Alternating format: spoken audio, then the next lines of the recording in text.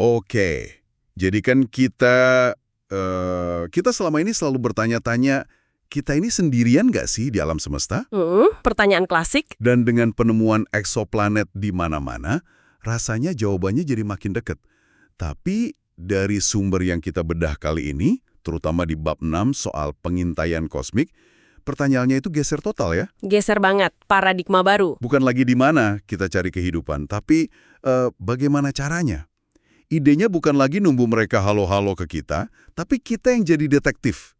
Kita yang proaktif. Kita yang ngintip. Tepat sekali.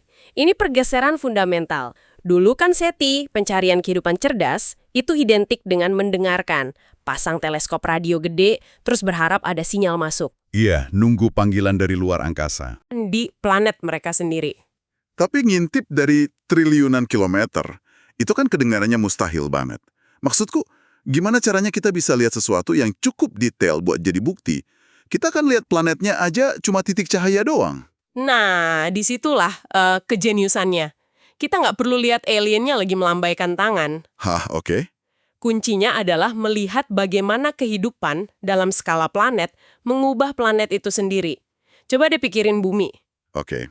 Tanpa kehidupan, atmosfer kita bakal beda banget. Mungkin isinya karbon dioksida semua, kayak Mars atau Venus.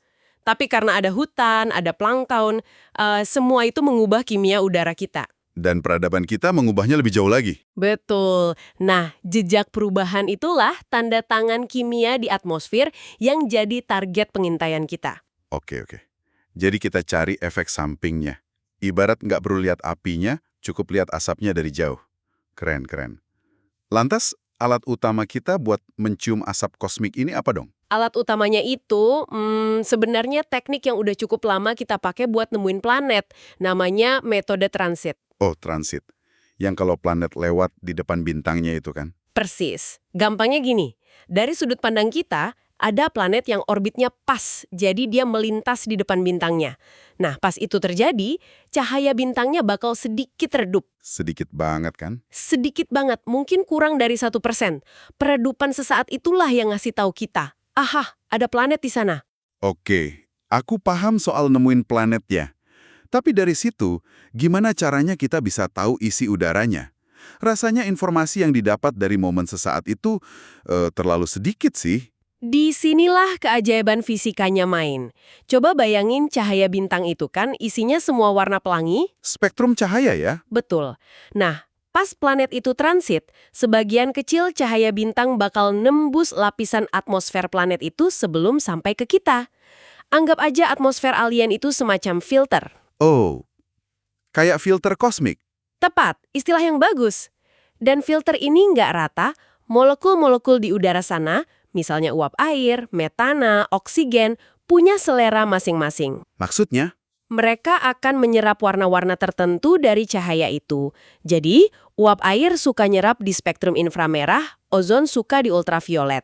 Tiap molekul itu ninggalin semacam sidik jari penyerapan yang unik. Jadi, dilihat warna apa aja yang hilang dari cahaya bintang pas planet itu lewat, kita bisa bikin daftar belanjaan kimia dari atmosfernya. Kamu dapat banget poinnya, tepat sekali. Tekniknya disebut spektroskopi transmisi. Kita bisa tahu udara di sana ada airnya nggak, ada metana nggak. Ini kalau dipikir-pikir gila sih. Beneran gila. Kita dari sini bisa melakukan analisis kimia di lab yang jaraknya ratusan tahun cahaya. Ini pencapaian yang luar biasa banget buat spesies kita. Oke, jadi setelah kita punya daftar komposisi udaranya, apa yang sebenarnya kita cari? Apa yang bakal bikin ilmuwan teriak, Eureka? Nah, di sini kita masuk ke dua konsep kunci, biosignature dan technosignature. Tanda kehidupan biologis dan tanda teknologi. Betul. Kita mulai dari yang biologis dulu ya. Idenya dari James Lovelock yang bikin hipotesis Gaia. Dia sadar satu hal, planet yang hidup itu atmosfernya kacau. Kacau. Bukannya kehidupan itu justru menciptakan keteraturan ya? Justru sebaliknya, paling nggak secara kimiawi.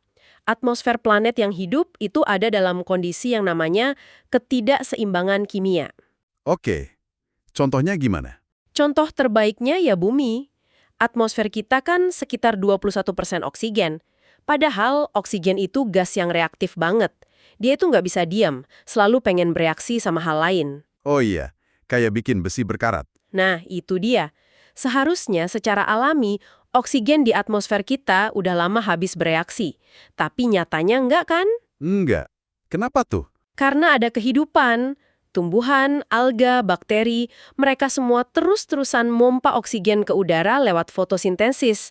Jadi, adanya oksigen dalam jumlah besar, apalagi barengan sama gas kayak metana, itu anomali kimia yang gede banget. Itulah biosignature yang kuat. Jadi kalau kita nemu kombinasi aneh kayak gitu di planet lain, itu bisa jadi petunjuk ada hutan alien atau lautan mikroba gitu. Bisa jadi. Itu petunjuk adanya biosfer. Menarik banget. Jadi itu jejak kehidupan sederhana. Kalau jejak peradaban cerdas gimana? Apakah itu juga semacam efek samping, tapi dari teknologi mereka? Tepat. Dan itu membawa kita ke technosignature. Idenya, peradaban industri itu pasti mengubah planet mereka dengan cara yang lebih spesifik dan artifisial. Kita nggak perlu nunggu mereka kirim pesan. Cukup cari asap pabrik mereka. Persis. Aku suka analogi itu. Kita jadi semacam badan intelijen lingkungan antar bintang. Oke, jadi jejak teknologi apa nih yang paling menjanjikan, yang realistis bisa kita deteksi? Nah, sumber kita ini ngerinci beberapa yang menarik banget. Yang pertama, dan ini mungkin yang paling bikin kaget, adalah polusi atmosfer. Kita nyari sampah alien di udara mereka. Agak ironis ya. Kita mencari kehidupan cerdas dengan bukti kalau mereka ngotorin rumahnya sendiri. Sangat ironis, tapi juga sangat praktis.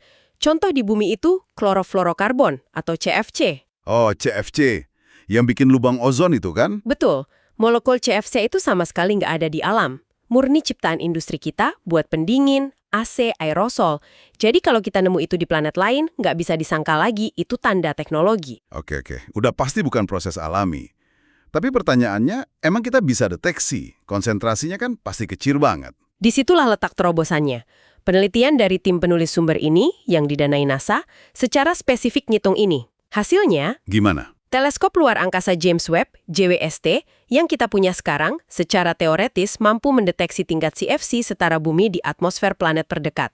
Tunggu sebentar. Maksudnya, dengan teleskop yang udah ada di angkasa saat ini, kita punya kemampuan nemuin polusi industri di dunia lain. Secara teoritis, iya. Tentu butuh waktu pengamatan yang lama ya, mungkin beberapa minggu atau bulan. Tapi ini mengubah segalanya. Perburuan peradaban alien bukan lagi fiksi ilmiah. Ini sains observasional yang bisa dilakukan hari ini. Gila, ini beneran mengubah cara pandang. Oke, selain gas dari hairspray alien, apalagi yang ada di daftar pengintaian kita? Yang berikutnya cukup visual. Lampu kota? Oh ya? Idenya udah lama, tapi sekarang perhitungannya makin canggih.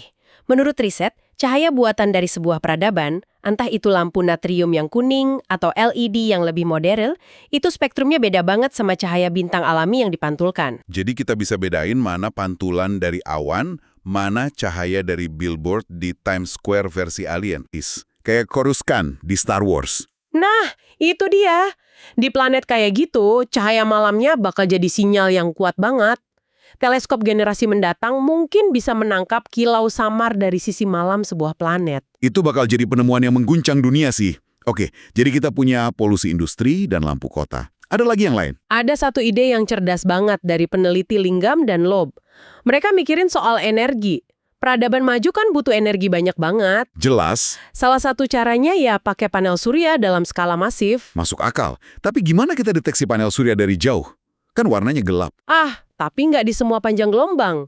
Panel surya modern itu efisien banget nyerap cahaya tampak. Tapi mereka cenderung mantulin sinar ultraviolet. Oh, Fenomena ini mereka sebut tepian UV atau UV edge.